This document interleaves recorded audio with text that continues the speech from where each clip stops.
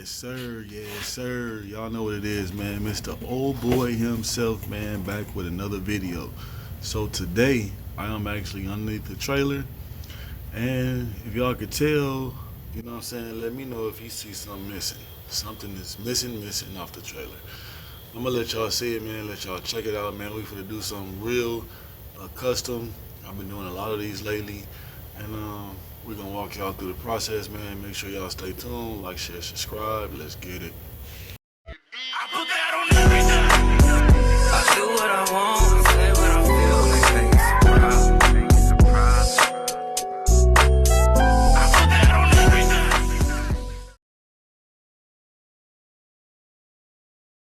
Man, this is gonna be part one of the fifth wheel plate. Y'all see the new fifth wheel plate?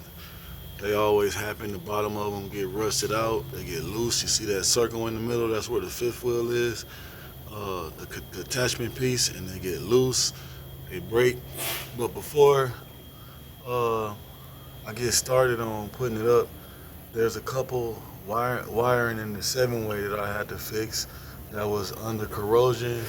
I actually cleaned this up a lot. And y'all see on the other video I was showing y'all how these is getting heat up. So I didn't torch anything on this. All this stuff was taken out with the bolts. You see everything is nicely heated up and clean. You know what I'm saying? So our next move is, you know what I'm saying, I already pre-put it up there to make sure everything was lined up correctly. The next thing I gotta do is I gotta clean this thing off really good, and it needs to get primered. You have to primer it before you put it up, and you also, so in between here is you have to put some type of film from metal to aluminum. So I'm also gonna show you what we use on that. You know what I'm saying? But y'all see it's a one-man situation. I got my best friend right there, the forklift. Got it on there, and we pick it up, and it goes on here. You know what I'm saying? And y'all see in the center, take out one of the woods right there, and that's how you're able to get to the bolts. You know what I'm saying? They got like six bolts. You got to stick your hand up in there and get them.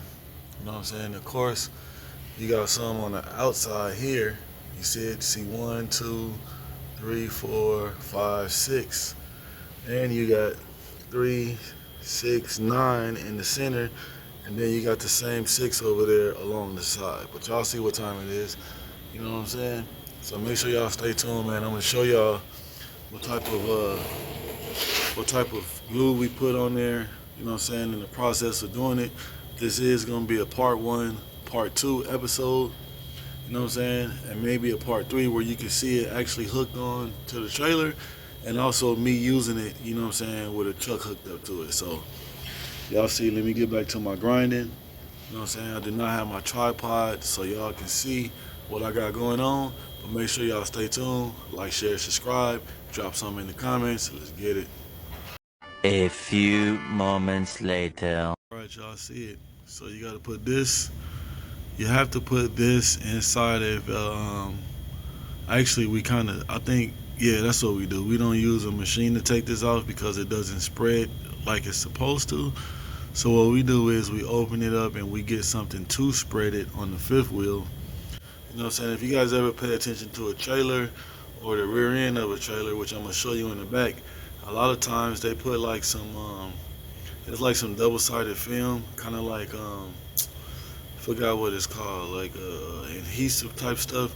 And what it does is it keeps it, you know what I'm saying, from hitting on the actual aluminum, because you're going from metal to aluminum, and it keeps it from moisture getting inside there from rotting out. So this is what we put when we put it back. We put this on here, you know what I'm saying? Like I said, we open that up, and we take it out and spread it. You see it, aluminum C compound.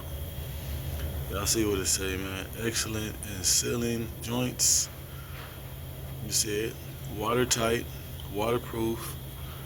Includes automotive and railroad cars, boats, buildings, and general commercial use. Y'all see it, man. You see it. This product is too thick due 2. Cold weather, store temporary and warm temperatures. Y'all see it. So that's what we on right there. We're gonna use that. But I am going to show you guys actually something in the back. In the back of here, y'all see, of course, we got our dunnage rack. That's where the wood sits in. Oh.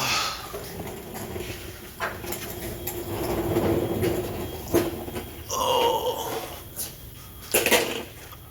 All right. So let me show you. Let me show you what I'm talking about. So you see how this is a metal chassis and it's going up to aluminum. You see this film in between here.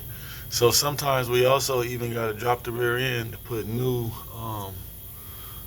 film in between there. If that start breaking and it gets condensation and it gets torn up and stuff like that, we also got to drop the rear end and put this on there. You can see on this trailer we got new shackles we just put on there, so it does have a fresh alignment and all that stuff. You know what I'm saying? So we do a lot of, or me, you know what I'm saying, technically sometimes I do a lot of custom stuff on trailers, as y'all can see. You know what I'm saying? So this one is actually good, but the one on the 5th wheel plate we're gonna actually have to change.